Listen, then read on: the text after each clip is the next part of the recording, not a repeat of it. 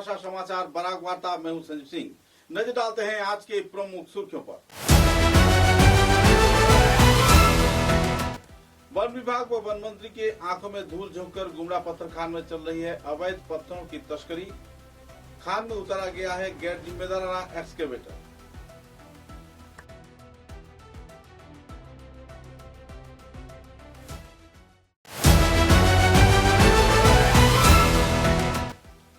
सिलचर कालाइन बिहार राजमार्ग के चलते परेशानी झेल रहे हैं यातायातकारी लोग व वाहन। अक्सर हो रही है दुर्घटना की वारदात।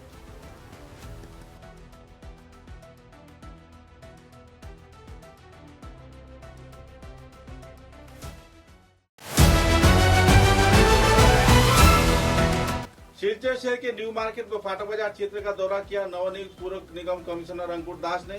जल्द से जल्द कड़ी से कड़ी कार्रवाई के जरिए की जाएगी निष्कासन व्यवस्था।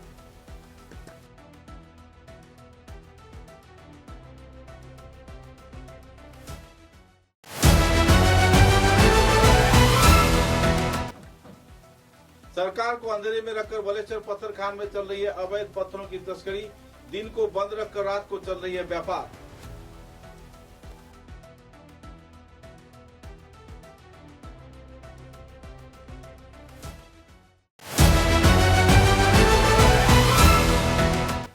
बराघाटी के कई क्षेत्र में लाइमस्टोन स्टॉक के जरिए किया जा रहा है कालाबाजारी। बांग्लादेश भेजे जाने के दौरान फर्जी कागजात के जरिए किया जा रहा है रफ्तारी।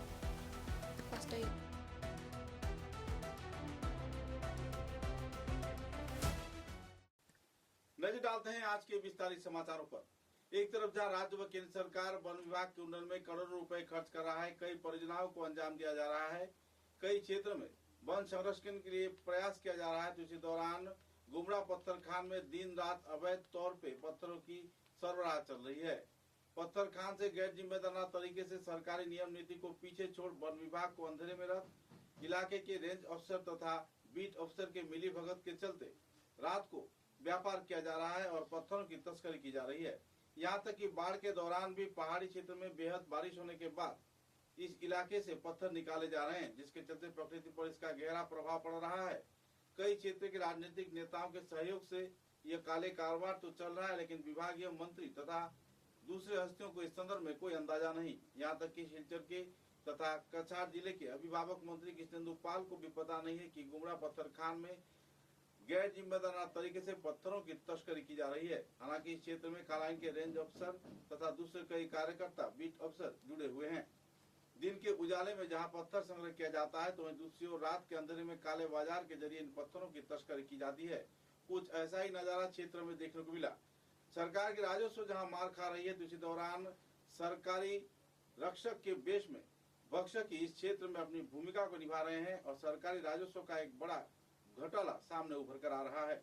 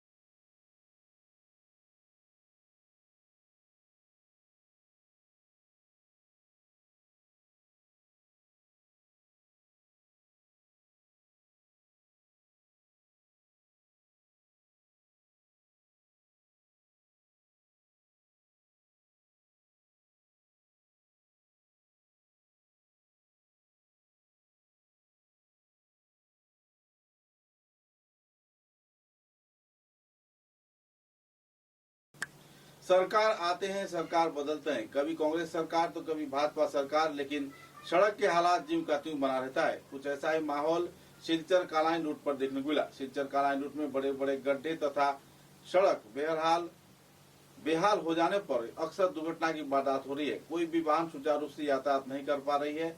लोग अपनी जान जोखिम में डालकर राजमार्ग पर यातायात कर रहे हैं।